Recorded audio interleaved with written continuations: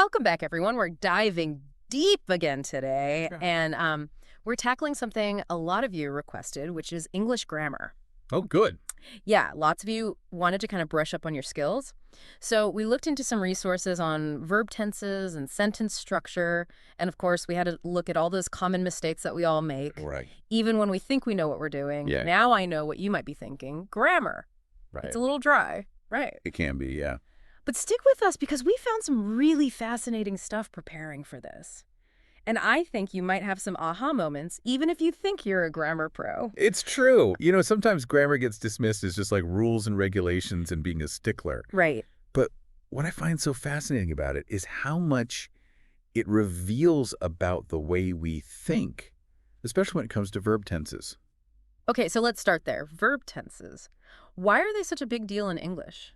Well, it's all about time. Verb tenses show us not just when something happens, but how we perceive the action, in relation to now, the present moment. Right. Think about it. In English, we can talk about the past, the present, the future, Yeah. but we can get really specific, like, is an action ongoing? Is it completed? Does it have, like, ripple effects into another time? That's a really good point. And one of the sources we were looking at had this example that really made it click for me. Okay. They use the phrase, I eat breakfast every morning, which is the simple present tense, Yeah. right? For like a habitual action. Right. Then they shifted to, she is studying for her exam, which is present continuous, so something that's happening Right now. right at this moment. Yeah. And then, to really mix it up, they gave this example, I have lived in New York for 5 years. Oh, yeah. Which is present perfect. That's right. Present perfect. So what's that all about? Well, that's a great example because present perfect, it kind of bridges the past and the present, you know? know. It tells us that this experience of living in New York started in the past, but is still continuing. Like the speaker still lives there. Yes. So without that very specific tense, we lose that nuance. So mastering verb tenses isn't just about getting the grammar right on a test or something. It's about Right. being able to really express yourself clearly and with nuance. Yeah. Expressing yourself precisely. Yeah. And what's even more interesting is that not all languages handle time this way. Some have way fewer tenses than English. Some have way more with like incredibly specific meanings. So it really makes you think about how our language shapes the way we think about time. I never thought about it like that. That's a really cool point. It makes you realize how much work your brain's doing even for simple things. But okay, enough about tenses. Let's move on to sentence structure. Right. Which I guess is how we take all these words, Right. all these carefully conjugated verbs and other words, and put them together so that it makes sense. Absolutely. And it's about more than just, getting the order right. It's a tool. It's powerful for controlling the flow of information, adding emphasis, even influencing the reader's emotional response. That's so interesting. I remember one source used the classic, the cat chased the mouse, to show the basic subject-verb-object order in English. Yeah. But even in that super simple sentence, there's kind of a feeling of action and drama just because of how it's structured. Exactly. Now think about how different that sentence feels from the mouse was chased by the cat. Oh, that's true. That passive voice shifts the focus, Totally. changes the tone. Yeah, it does. And then on top of that, we've got all these different sentence types. One source broke it down into simple, compound, and complex sentences, Right. which each kind of has its own job to do, I guess. Yeah, definitely. Each serves a different purpose. Yeah. So like you were saying, simple sentences like I love coffee are straightforward, Right. direct, great for delivering information in a simple, concise way. But then you can get more complex, like I love coffee, but I prefer tea in the evening. So now you've got a compound sentence. Oh, yeah. You're connecting those two complete thoughts with that conjunction and showing the relationship between them. That's such a good point. So you can kind of build on those simple sentences to add all this extra meaning. Exactly. You can add complexity, create a sense of balance or contrast. Yeah. And then there are complex sentences.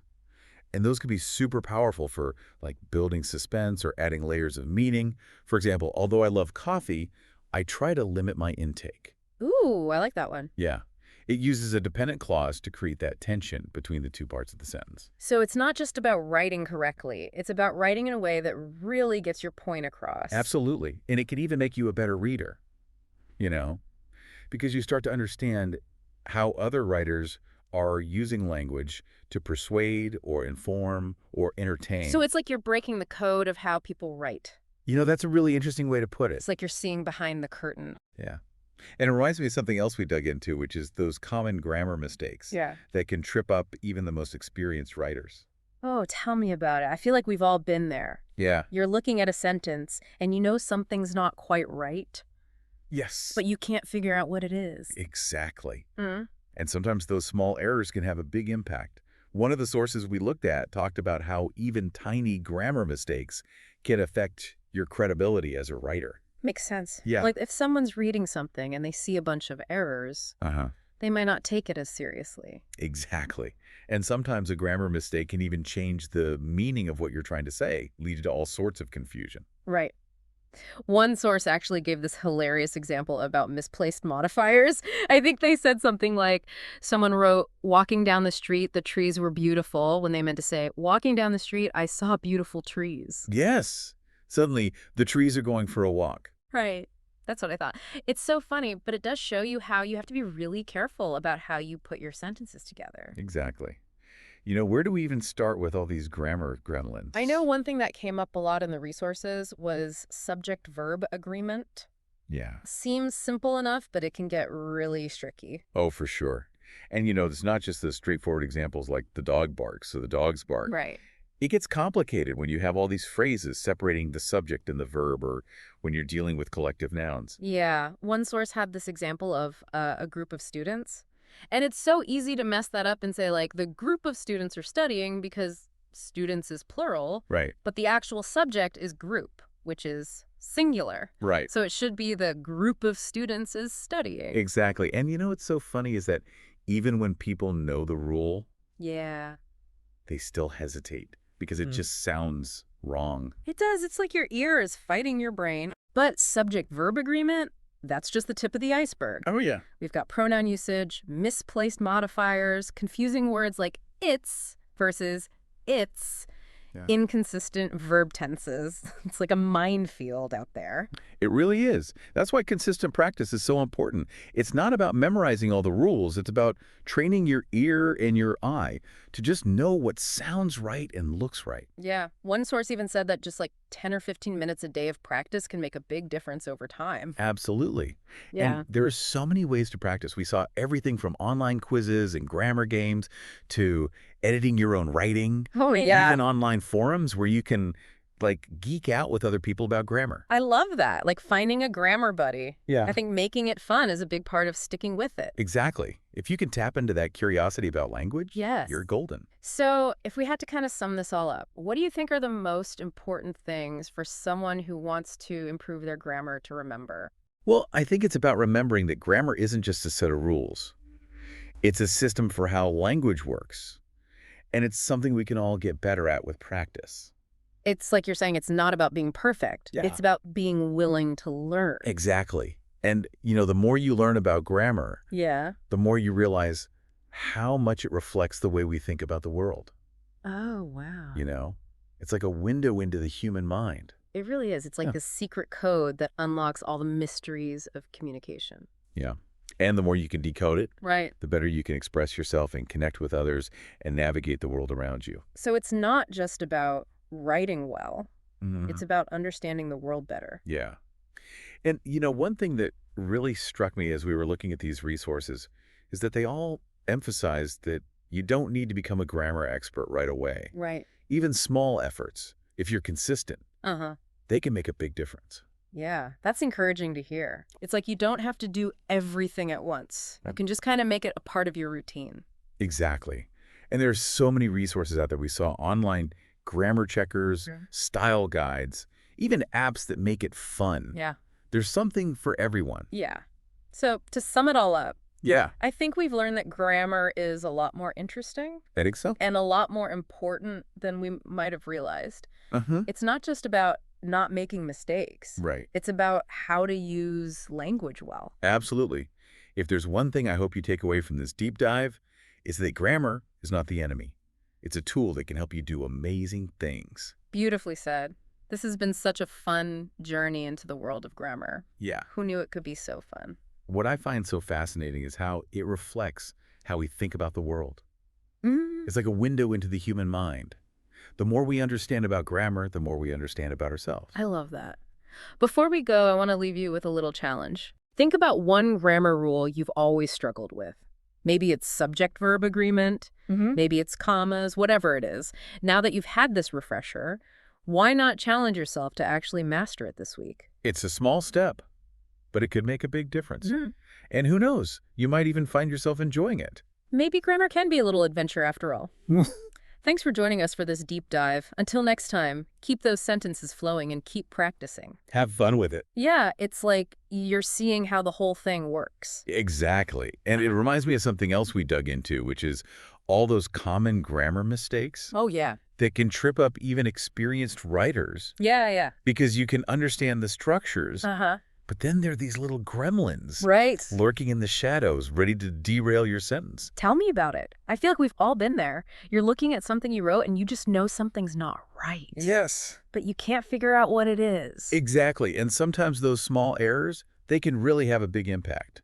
Yeah. One of the sources talked about how even minor grammar mistakes can affect how seriously people take you as a writer. Right. That makes sense. Yeah. Like if you're reading something and it's full of mistakes, Uh-huh. you might not trust what they're saying as much. Exactly. And it's not even just about credibility. Right. Sometimes a grammar mistake can change the actual meaning Oh, right. of what you're saying, Totally. leading to confusion. One source gave this really funny example about misplaced modifiers, Oh, yeah. where they said someone wrote, "Walking down the street, the trees were beautiful." Oh, When what they meant to say was, "Walking down the street, I saw beautiful trees." Yes. Suddenly, the trees are going for a stroll. It's so funny, but it just shows you how those little things, Yeah. they really matter. It's all about being mindful. Yeah, so where do we even begin with all these potential problems? One thing that came up a lot was subject-verb agreement, Oh, yeah. which seems simple, It does. but it can be really tricky. Oh, it really can. And, it's not just those easy examples, like the dog barks versus the dog's bark. Right. It gets more complex when you have phrases in between the subject and the verb, or when you're dealing with collective nouns. Right. One source talked about a group of students as an example. Yeah. And it's so easy to mess that up and say, the group of students are studying, Right. because students is plural. Right. But it should be the group of students is studying Exactly. because the group is singular. And it's so funny because even when people know the rule, Mm-hmm. they hesitate because it just sounds wrong. It does. It sounds so weird. It does. But subject-verb agreement, that's just the beginning. Oh, yeah. Just the tip of the iceberg. We've got pronoun usage, misplaced modifiers, all those confusing words like it's and its, Right. inconsistent verb tenses. It's a minefield. It is a minefield. That's why I think that consistent practice is so important. It's not about memorizing all these rules. It's about training your ear, training your eye to recognize what sounds right, what looks right. And one source said that even just a few minutes a day can make a big difference. Absolutely. Like 10, 15 minutes. And there are so many ways to practice, too. We saw online quizzes, grammar games, Oh, right. editing your own writing, online forums where you can connect with other people who love grammar. I love that, like finding a grammar buddy. Yeah, exactly. If Yeah, you but- can tap into that curiosity about language, Right. it becomes fun. So if we had to kind of wrap this all up, Okay. what do you think are the big takeaways? What should people remember? I think it's important to remember that grammar isn't just this set of rules. Mhm. It's a system. It's how language works.